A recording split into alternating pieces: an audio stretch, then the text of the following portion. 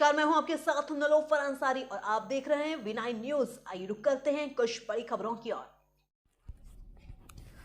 शासकीय कन्या महाविद्यालय नागदा के नवीन भवन में अध्यापन कार्य का शुभारंभ गायत्री मंत्रोच्चार और हवन के साथ किया गया। कार्यक्रम में महाविद्यालय की प्राचार्य डॉक्टर शीला ओझा ने समस्त अतिथियों का स्वागत किया और स्वागत भाषण दिया।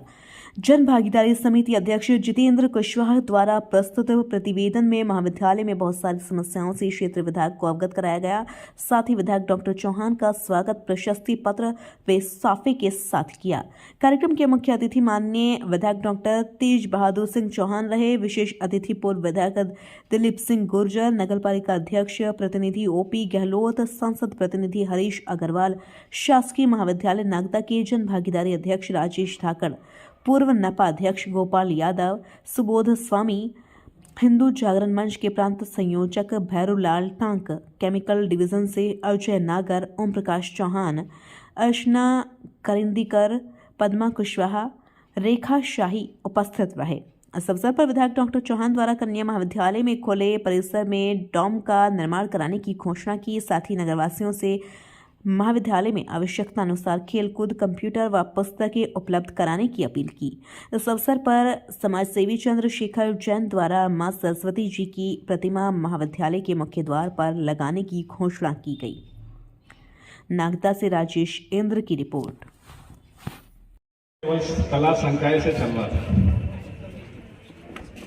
मैं लगातार 2 से 3 महीने तक कमिश्नर साहब, प्रमुख सचिव साहब, माननीय उच्च शिक्षा मंत्री मोहन जी यादव जो वर्तमान में मुख्यमंत्री हैं, मैं जा के नियमित रूप से आग्रह करता रहा कि इस महाविद्यालय में यदि हमारे संकाय और बढ़ जाए तो छात्रों की संख्या बढ़ जाएगी। बहुत प्रयास किया, बार बार आश्वासन मिलता रहा। मैंने फिर आखिरी में डॉक्टर साहब से निवेदन किया कि डॉक्टर साहब यदि आज मुख्यमंत्री जी 20 जुलाई 2023 को हमारे नागदा पधार रहे हैं तो क्यों ना यदि कॉमर्स ही हो जाए। तो डॉक्टर साहब ने कहा कि ठीक है, पत्र लाओ। मैं वो पत्र लेके इनके पास पहुंचा। आपने माननीय मुख्यमंत्री जी तत्कालीन जो शिवराज जी चौहान साहब को उस पत्र के माध्यम से अवगत कराया और आज इस महाविद्यालय में कॉमर्स संकाय भी इस वर्ष से प्रारंभ हो रहा है। केवल कला संकाय हम 11 वर्ष से चलते रहे, इस और कोई ध्यान नहीं, लेकिन हम सतत की इसमें संख्याएं बढ़े। क्योंकि एक विषय बता दूं कि बीए के अंदर बच्चियां केवल फॉर्म भरती है, वो घर पे अध्ययन करती है, मात्र संख्या भी नहीं आती। और आज इतना बड़ा भवन है तो इसलिए हमने प्रयास किया पूरी समिति ने कि यदि संख्याएं बढ़ जाएंगे तो छात्राएं बढ़ जाएगी, जिससे यहाँ वातावरण ठीक रहेगा, पढ़ने में मजा आएगा सभी बच्चियों को। तो इस संबंध में और मैं ये जो आज वो डाइस आप देख रहे हैं, ये मात्र एक दिन में हमारे मित्र बाबूलाल जी डाबी, मैं आपका भी स्वागत करूंगा कि आपने एक दिन में इस महाविद्यालय के लिए डाइस उपलब्ध कराया है। सौजन्य से आपने इस डाइस को महाविद्यालय को दिया, मैं आपका भी हृदय से आभार व्यक्त करता हूं। जब मैं इस महाविद्यालय के अंदर जब मैंने अध्यक्ष का पदभार ग्रहण किया, जब मीडियाओं ने कहा कि हमें नई शिक्षा नीति की किताबें उपलब्ध नहीं है, तो माननीय मोदी भैया को मैंने निवेदन किया कि मोदी भैया यदि अपन इन बच्चों के लिए यदि किताबें उपलब्ध करा देंगे तो ये अपना भविष्य उज्जवल बना सकती हैं। तो आपने भी 50,000 दे के उन किताबों को उपलब्ध कराया। मैं आपका भी धन्यवाद ज्ञापित करता हूं कि उन्होंने किताब भी दिलाई। मैं प्रयास कर रहा हूं अपनी पूरी टीम से कि इस महाविद्यालय में जितना अच्छा हो सके हम पूरे पत्र बना रहे हैं। मैं पंकज माथुर भैया से ही बातचीत कर चुका हूं। बहुत जल्दी यहाँ पर जो जो हो सकता है अच्छा मैं प्रयास करूंगा और आगे बताएंगे। मैं डॉक्टर साहब का स्वागत करना चाहूंगा कि हमारी टीम आ जाए।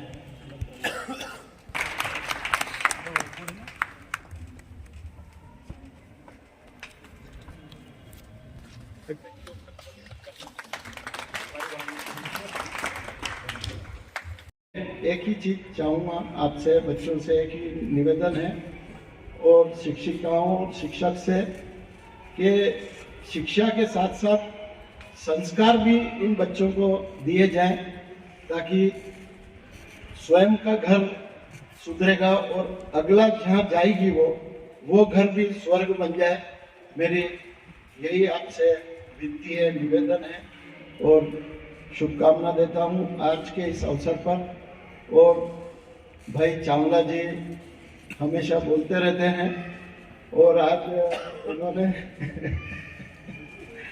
जो बोला है, हम कुशवाहा जी और पिछली बार आए थे तब ये प्रस्ताव रखा था, पर हम उस दौरान विचार विमर्श में चल ही रहे थे और कुशवाहा जी ने फिर आगे कोई बात करी नहीं, क्योंकि समय का अभाव रहता है सबके पास। तो मैं कोशिश करूंगा कि एक शानदार सरस्वती माँ की मूर्ति यहाँ जहाँ एंट्रेंस है वहाँ लगे, ये मेरी भी भावना है और मैं अपनी तरफ से लगवाने का पूरा प्रयास करूंगा। धन्यवाद। जय जिनेन्द्र। मंच पर उपस्थित इस क्षेत्र के पूर्व विधायक सम्माननीय दिलीप सिंह जी गुर्जर साहब, नगर पालिका अध्यक्ष के प्रतिनिधि और सांसद प्रतिनिधि मान्यवर ओपी गहलोत जी, महाविद्यालय की जनभागीदारी के अध्यक्ष मान्यवर जितेंद्र कुशवाहा जी, महाविद्यालय की प्राचार्य महोदया, सभी, और मैं सभी बिटियाओं को बहुत सारी बधाई देता हूं कि इतना भव्य आपके अध्ययन के लिए महाविद्यालय का ये भवन आज आपको समर्पित किया गया। आज इसमें आपका प्रवेश हो गया। आज के शासकीय कन्या महाविद्यालय नागदा में जो विद्यारंभ आज से हमारा स्टार्ट हुआ है, शुरू हुआ है, और इसमें कार्यक्रम में आज के हमारे मुख्य अतिथि जो हमारे यहाँ के माननीय विधायक डॉक्टर श्री तेज बहादुर सिंह जी, उनका महाविद्यालय परिवार हृदय से आभार व्यक्त करता है कि वे अपना अमूल्य समय निकालकर यहाँ पर आए। और इसी के साथ हमारे पूर्व विधायक श्री दिलीप सिंह जी गुर्जर का भी महाविद्यालय परिवार हृदय से आभार व्यक्त करता है।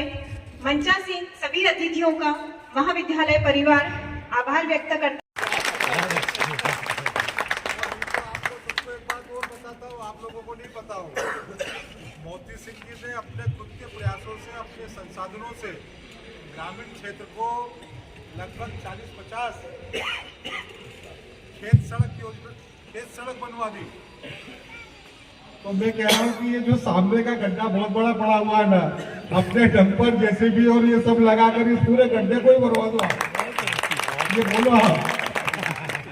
देखिए, आपका आदेश है तो मानना ही पड़ेगा वो तो। नहीं, गड्ढा भी बनाएंगे और जो जो सहयोग होगा यहाँ पे, विशेषकर सुरक्षा के लिए और जो स्मार्ट क्लासेस के हिसाब से जो भी आदेश होगा उसके हिसाब से पूरा प्रयास करेंगे। बहुत बहुत धन्यवाद। चलो तो कल मैं प्रोग्राम भेज देता हूँ। करा दूंगा। आदरणीय डॉक्टर साहब के आग्रह पर मोती सिंह जी ने सहर्ष रूप से स्वीकार कर लिया कि वो गड्ढा, हालांकि गड्ढे भरने का काम नहीं करते हैं। मैं बहुत आदर के साथ हमारे नगर में मास्टर शिक्षण शासक नमन, शिक्षा के मंदिर में उपस्थित पूरा हमारा हरा भरा सम्मानित मंच, सामने बैठे हुए सभी उपस्थित आशीर्वाद दाता हूँ, मित्रों, साथियों और सामने बैठे हुए समस्त नारी शक्ति, छात्र शक्ति। जैसा कि हम सब देख रहे हैं, लगातार ये भारत देश हमारा विकसित हो रहा है और इस विकसित करने की दिशा में लगातार छात्र छात्राओं का, इस देश के नागरिकों का, हर एक नागरिक का बहुत ही महत्वपूर्ण योगदान है। लेकिन हमारा भारत विकसित तभी होगा जब शिक्षा के क्षेत्र में कहीं ना कहीं विकसित हो जाए। और हम लगातार देख रहे हैं कि केंद्र सरकार, राज्य सरकार शिक्षा के बजट को लगातार बढ़ाई जा रही है और इस बार भी लगातार 2023